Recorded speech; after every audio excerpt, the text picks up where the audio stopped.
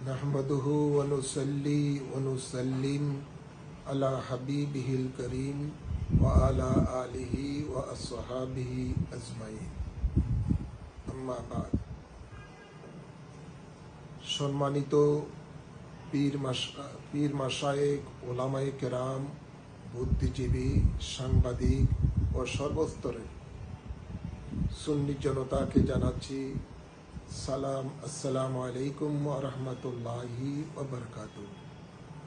আপনারা জেনে আনন্দিত হবেন যে আগামী 23শে আগস্ট রোজ শনিবার সকাল 10টায় ঢাকা